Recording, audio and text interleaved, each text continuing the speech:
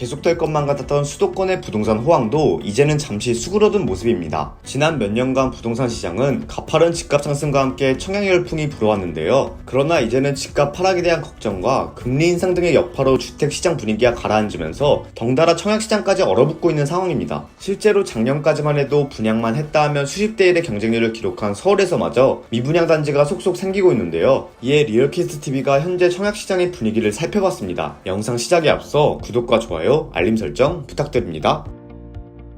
최근 전국적으로 부동산 시장이 조정 국면을 맞이한 가운데 청약시장도 다소 우중충한 분위기를 형성하고 있습니다. 지난 7월 28일 국토교통부가 발표한 주택통계 발표 자료에 따르면 6월 서울 미분양 아파트는 총 719가구로 2019년 3월 이후 3년 3개월 만에 가장 많은 수치를 기록했습니다. 서울의 미분양 아파트는 올해를 기점으로 점차 증가하기 시작했는데요. 1월까지만 해도 47가구에 불과한 미분양 아파트는 3월에 180가구로 늘어나더니 4월 360가구, 5월 688가구, 6월 719가구 순으로 증가세를 보이고 있습니다. 이는 경기도 역시 마찬가지입니다. 6월 경기도의 미분양 아파트는 총 3,319가구로 전월 대비 35.5% 증가한 수치를 보였는데요. 작년 12월에 경기도의 미분양 주택이 1,030가구였던 것과 비교해보면 6개월 사이의 미분양 아파트의 물량은 3배가 넘게 증가한 셈입니다.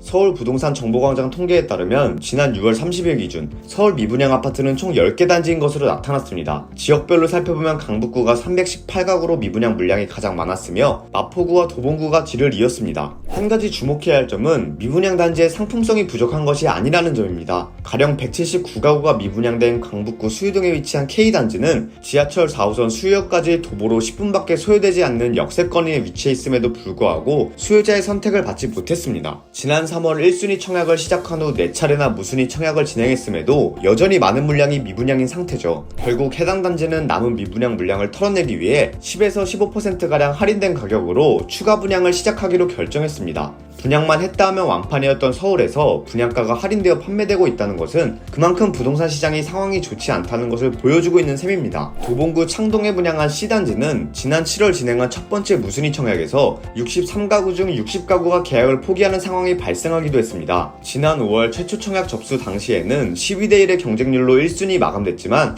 89가구 중 63가구가 계약을 포기했고 무순위 청약에서도 1.47대 1의 경쟁률을 기록했지만 당첨자 중 95%가 계약을 포기했습니다.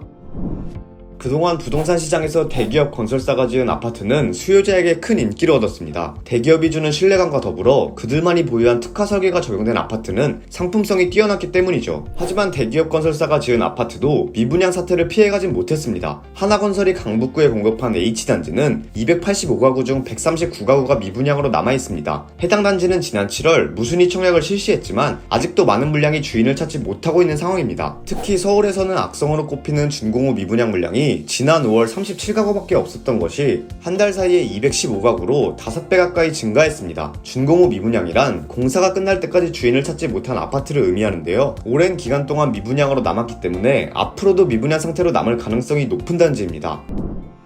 전문가들은 계속되는 금리 인상으로 대출이자에 대한 수요자의 부담이 커지면서 아파트 청약 시장이 움츠러들고 있다고 보고 있습니다. 집값 상승세가 꺾이면서 현재의 가격이 고점이라는 인식이 확산되고 있는 것과 더불어 자금 마련까지 어려워지면서 청약에 대한 열기가 줄어든 것인데요. 이러한 현상은 올해 하반기에도 이어질 전망입니다. 주택시장의 분위기는 가라앉았지만 원자재 가격은 상승하고 분양가 상한제 개편으로 분양 가격은 더욱 상승할 가능성이 높기 때문입니다. 실제로 주택산업연구원의 분석에 따르면 7월 서울 아파트 분양 전망 지수는 85.4로 전월 대비 7.6포인트 하락했습니다. 결국 건설사들은 각종 경품을 내걸어서라도 수요자의 관심을 끌고 있는 상황입니다. 아파트 청약자나 모델하우스 방문객, 계약자들을 대상으로 명품 가방 등의 경품을 주고 있는데요. 가령 경북 7곳군에 분양 중인 W단지는 청약자를 대상으로 추첨 경품 행사를 진행했습니다. 1등과 2등에게는 루이비통 핸드백을, 3등에는 루이비통 지갑을 주는 것으로 알려졌는데요. 이외에도 삼성 의류건조기, 무선 청소기 등도 경품 상품으로 내걸었습니다. 지난달 청약을 받은 T단지도 단지나 단지 내 상가를 계약하는 수요자에게 샤넬 가방이나 세탁기 등을 경품으로 내걸었습니다. 이 외에도 일부 단지는 중도금 무이자나 계약금 정액제 등 수요자에게 실질적으로 금융 혜택을 주는 곳도 생겼습니다. 현재는 미분양 물량이 많은 지방단지에서 이러한 현상이 나타나고 있지만 미분양 사태가 지속되면 서울에서도 충분히 볼 수 있는 현상으로 점쳐지고 있습니다.